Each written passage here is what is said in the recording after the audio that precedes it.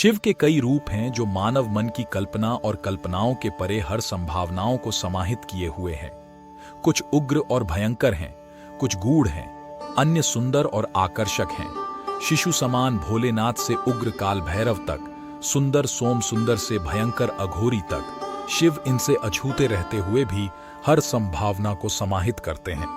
इन सब में से 5 रूप प्रमुख हैं। शिव का योगेश्वर स्वरूप योग के रास्ते पर होने का मतलब है कि आप जीवन के उस पड़ाव पहुंच चुके हैं जहां आपने भौतिक होने की सीमा को महसूस किया है। आपने भौतिक के परे जाने की जरूरत महसूस की है। आप इस विशाल ब्रह्मांड को भी सीमित महसूस कर रहे हैं। आपको यह ज्ञान है कि अगर एक छोटी सीमा आपको रोक सकती है, समय आने पर बड़ी सीमा भी आपको रोक सकती है। ऐसा अनुभव करने के लिए आपको ब्रह्मांड को पार करने की जरूरत नहीं है। यहीं बैठे बैठे अगर यह सीमा आपको रोकती है तो आप ब्रह्मांड पार कर लेने पर भी वो सीमा कुछ समय बाद आपको रोकेगी। प्रश्न केवल आपके उतनी दूर तक जा पाने की योग्यता का है। एक बार आपने इस तृष्णा को अनुभव कर लिया जो भौतिक सृष्टि पर विजय प्राप्त करके भी संतुष्ट नहीं हो सकती है, तब योग का मतलब है भौतिकता की सीमाओं के पार जाना। आपका प्रयत्न केवल अस्तित्व की भौतिकता पर विजय प्राप्त करना नहीं, बल्कि इसकी सीमाओं को तोड़कर उस आयाम को छूना जो भौतिकता से परे है। आप सीमित और असीम को जोड़ना चाहते हैं।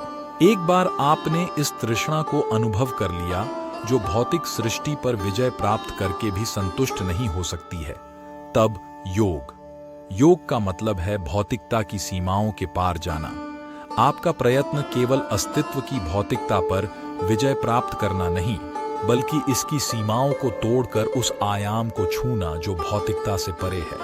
आप सीमित और असीम को जोड़ना चाहते हैं। शिव का भूतेश्वर रूप, भौतिक सृष्टि, हम जो कुछ भी देखते, सुनते, सूंघते, स्वाद लेते और स्पर्श करते हैं, यह पूरा शरीर, ग्रह, अंतरिक्ष, ब्रह्मांड, सब कुछ 5 तत्वों का केवल एक खेल है।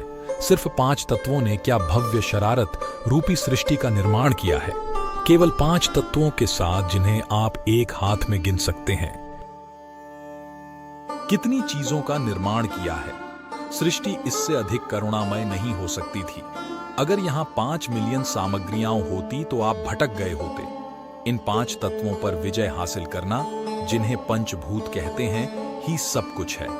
हर चीज आपका स्वस्थ, आपका कल्याण, संसार में आपकी शक्ति और जो आप चाहें उसका निर्माण करने की क्षमता। कालेश्वर रूप, काल, समय, फर्क नहीं पड़ता। अगर आपने पंच तत्व पर नियंत्रण प्राप्त कर लिया है, आप सृष्टि के साथ एक हो गए हैं और आपने विलय को समझ लिया है।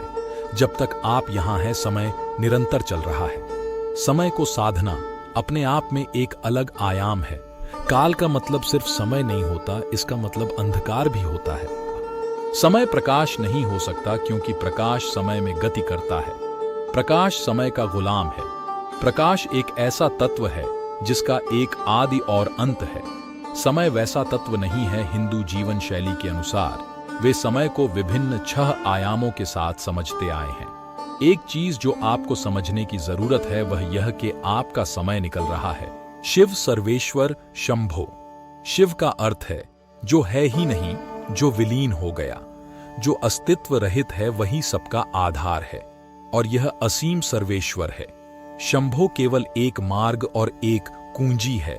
अगर आप इसका इस तरह से उच्चार कर सकते हैं कि आपका शरीर फट पड़े तो यह एक द्वार बन जाएगा।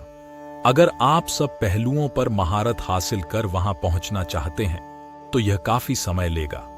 अगर आप सिर्फ द्वार का इस्तेमाल करना चाहते हैं तो आप सभी पहलुओं से पार पा सकते हैं, महारत से नहीं बल्कि चालाकी से द्वार में घुसकर। जब मैं छोटा था तो मैसूर के चिड़ियाघर में मेरे कुछ दोस्त थे। रविवार की सुबह का मतलब था कि मेरी जेब में पॉकेट मनी के 2 रुपए होते। मैं मछली मार्केट के उस हिस्से में जाता जहां वे आधी सड़ी मछलियां रखते थे। कई बार मुझे 2 रुपए में 2-3 किलो मछली मिल जाती थी। मैं उन्हें एक प्लास्टिक के थैले में डालकर मैसूर के चिड़ियाघर में ले जाता। मेरे पास ज्यादा पैसे नहीं होते थे।